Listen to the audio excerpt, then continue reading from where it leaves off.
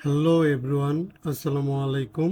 Welcome to my new channel, Dark Horse Finance. Hello everyone, আমি নাইদুল হাসান রিফাত। আমি আপনাদের জন্য 46 মিনিটের একটা ভিডিও তৈরি করেছি science map of forex.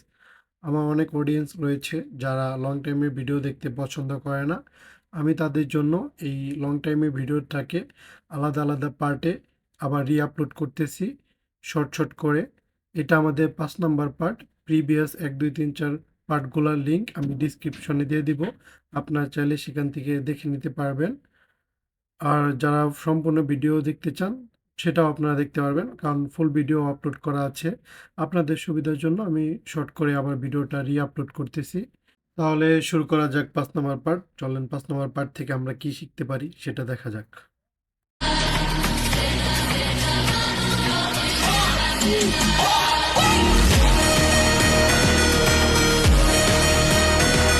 Forex science ম্যাপের ফিফথ পার্ট হলো geometric and fractal science. Two different part, Fibonacci ratio and fractal market hypothesis, এই দুইটা নিয়ে তৈরি আমাদের এই geometric and fractal science part.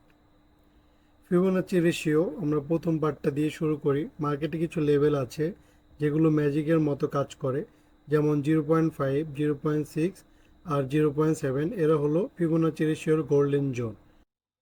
আমি আরেকটু সহজ করে আপনাদের জন্য আরেকটু সহজ করে দিই যে মার্কেটে আসলে ফিবোনাচি রেশিওটা কিভাবে ইউজ করতে হয়। আমরা জানি যে মার্কেটে আপ ট্রেন্ডের পরে মার্কেটে ডাউন ট্রেন্ড শুরু হয়, আর ডাউন ট্রেন্ড শুরু হওয়ার আগে মার্কেটে চেঞ্জ অফ ক্যারেক্টার হয়। এইখানে কিন্তু মার্কেটে চেঞ্জ অফ ক্যারেক্টার হয়েছে। চেঞ্জ অফ ক্যারেক্টার পরে মার্কেটে কিছু ফেজ আছে যেটা আমাদেরকে মনে রাখতে হবে: অ্যাকুমুলেশন জোন, ম্যানিপুলেশন জোন এবং পাবলিক পার্টিসিপেশন জোন। আমরা অ্যাকুমুলেশন জোন হলো আমাদের কোন জোনটা, এই চেঞ্জ অফ ক্যারেক্টারের যে জোন, এটা হলো আমাদের অ্যাকুমুলেশন জোন। তারপরে আমাদের হলো প্রথম বস ক্রিয়েট মানে হলো ম্যানিপুলেশন জোন। এই সময় মার্কেট মেকাররা অনেক ট্যাপ করে, মাল্টিপল টাইম মার্কেট সুইপ করে লিকুইডিটি হান্টের জন্য। এই ট্যাপ আমরা কখনোই ফাঁদে পড়বো না, তাই আমরা প্রথম বসটাকে অ্যাভয়েড করব। আমরা প্রথম বসটাকে কনফার্মেশন হিসাবে ধরে নেব। যেমন এইখানে আমাদের কিন্তু চেঞ্জ অফ ক্যারেক্টারের পরে কিন্তু আমাদের প্রথম বস ক্রিয়েট হয়েছে কতবার ম্যানিপুলেশনের পরে। আমরা যদি একটু দেখি, এইখানে একবার ম্যানিপুলেশন হয়েছে, এখানে একবার ম্যানিপুলেশন হয়েছে, এখানে একবার ম্যানিপুলেশন হয়েছে, আবার এইখানে ম্যানিপুলেশন হয়েছে,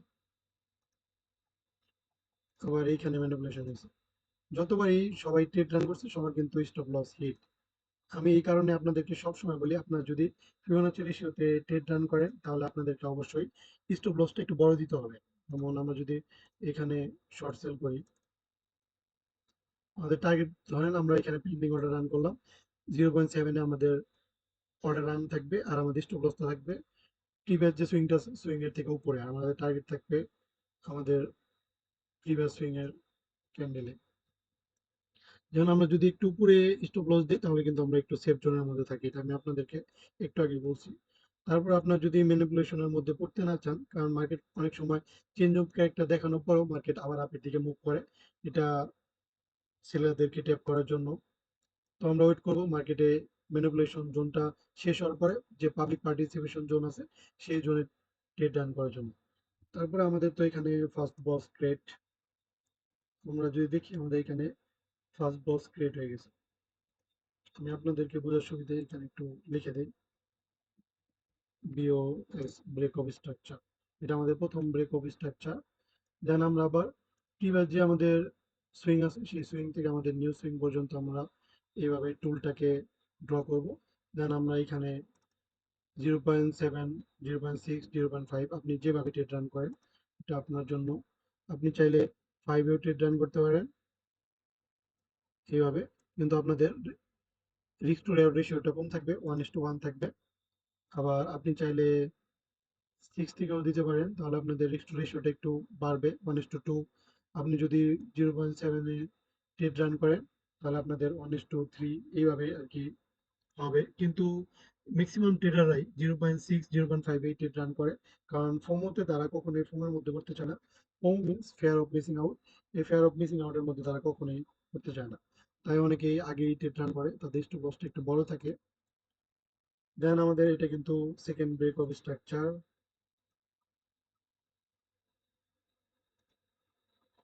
আমাদের সেকেন্ড ব্রেক অফ স্ট্রাকচার।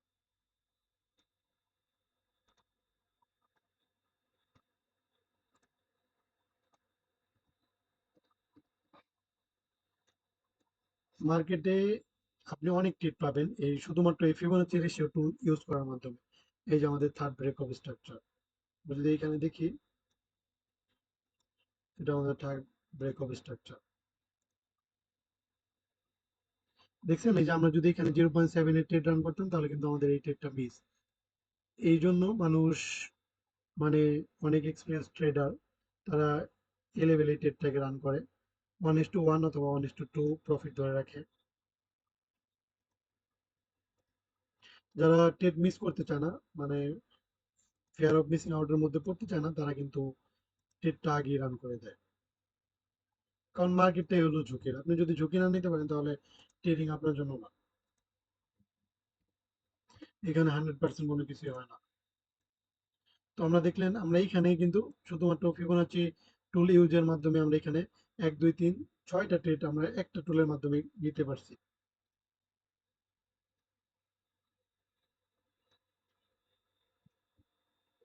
আশা করি আপনাদেরকে আমি বোঝাতে পেরেছি।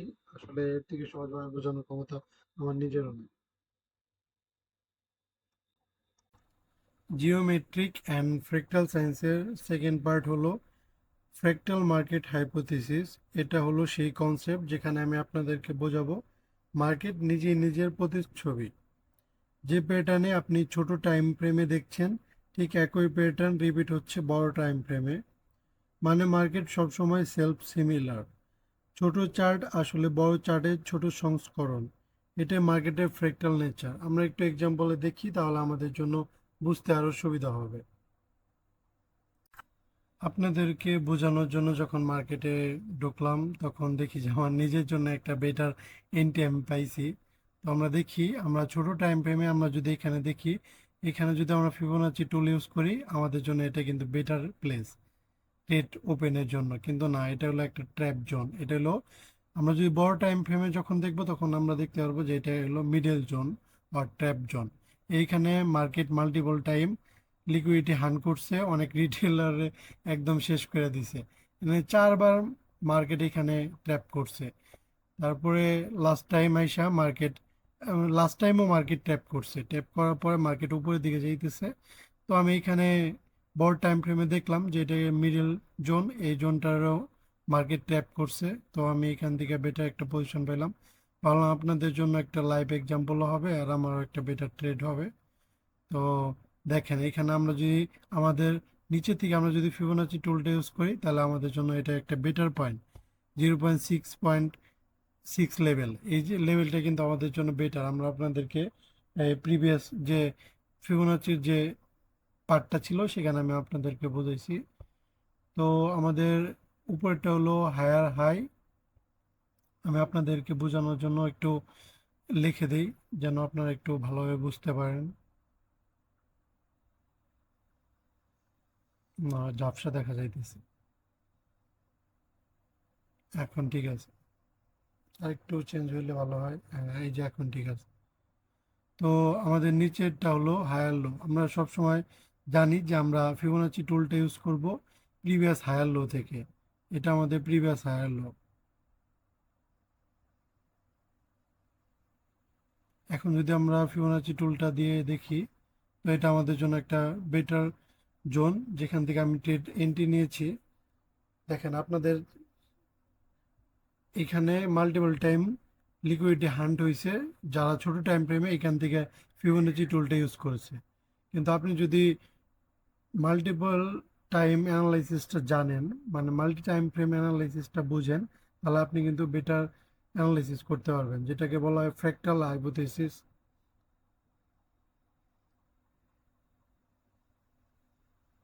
এটা আমাদের middle zone or trap zone. যারা ছোট টাইম ফ্রেমে এখান থেকে ট্রেড করছে তাদের জন্য কিন্তু এটা লস ছিল।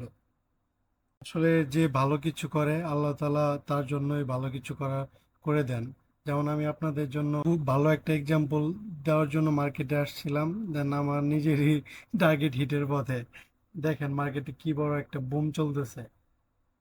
আপনার মনে হয় যে আপনাদের ভিডিওটা মানে আপনাদের জন্য ভিডিও তৈরি করতে করতে আমার টার্গেট হিট হয়ে যাবে, এরকম একটা অবস্থা। অলরেডি 50% প্রফিট ডান। দেখা যাক বাকিটা।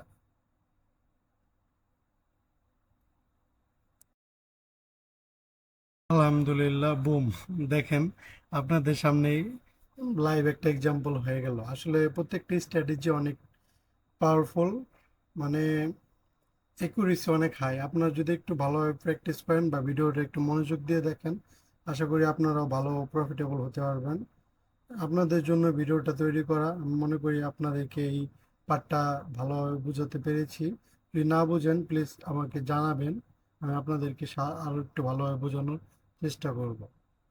ফরেক্স সায়েন্স ম্যাপের শেষ পার্ট হলো game theory, three different type. Forex equal zero sum game, market maker versus retailer, liquidity hunt equal strategic tap. এই ডিফারেন্ট থ্রি টাইপ নিয়েই তৈরি আমাদের গেম থিওরি। গেম থিওরির ফার্স্ট পার্ট হলো forex equal zero sum game.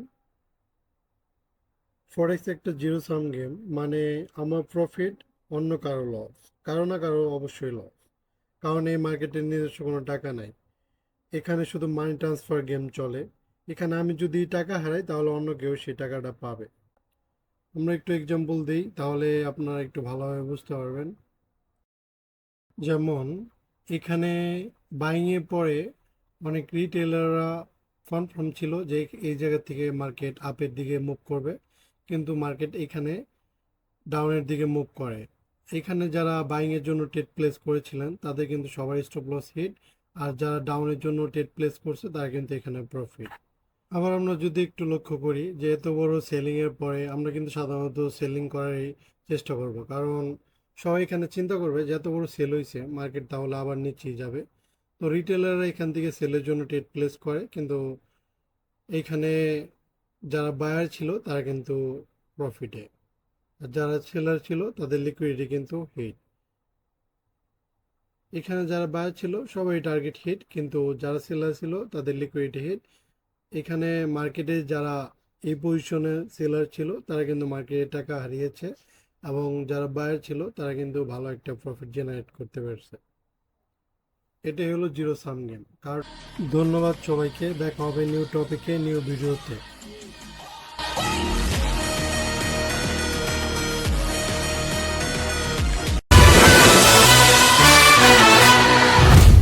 Ladies and gents, this is the moment you've waited for.